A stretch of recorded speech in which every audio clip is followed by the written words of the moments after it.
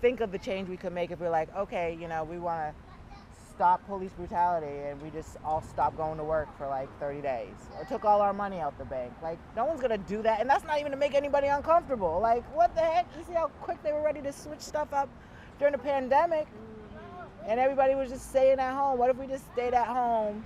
Don't even march, because for me, marching is just playing into the system, because now I'm paying for a flight, I'm paying for a hotel, I'm putting money back into a system that keeps on oppressing me. So for me, I'm not going to march, but I'm not putting a dime in your bank. You're like, why are we still doing things that feed the system that keeps most people, even lower class, I wouldn't say it's a black, white, because poor people oppressed. Yeah, that part. No, I loved all that. All I was thinking about when we were talking was the song is called Confess by Logic featuring Mike, Killer Mike.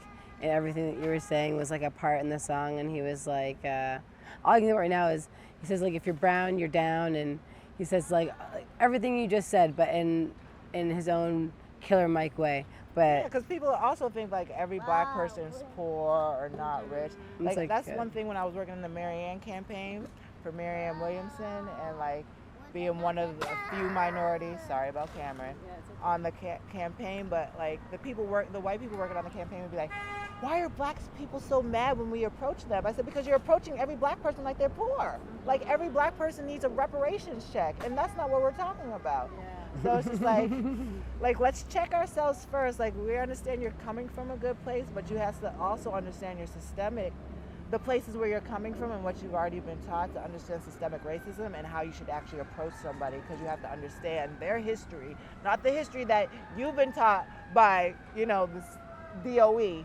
but like ask questions from villagers, and not just look in a book or, you probably get more information from Google, but, I think just asking people, you'll get more perspectives and a better reality. Well, when I was in the 7th grade, I created a,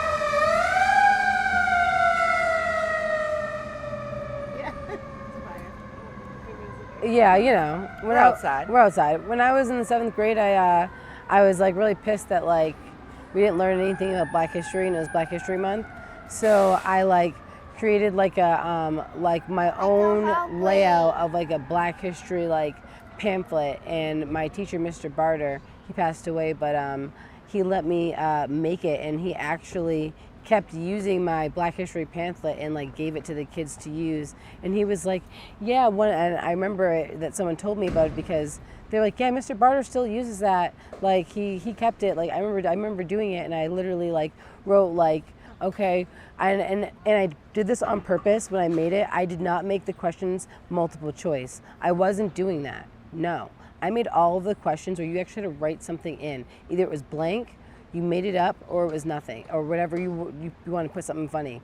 But it was interesting, and my whole 7th grade team that had Mr. Barter and that had him, everybody did that. So you had Mr. Barter in 7th grade, or you had the other teacher, Mrs. No, it was just him. It was just him, and he was the only one. No, it was 8th grade. It was 8th grade. Barter was 8th grade, so that was 8th grade. Yes.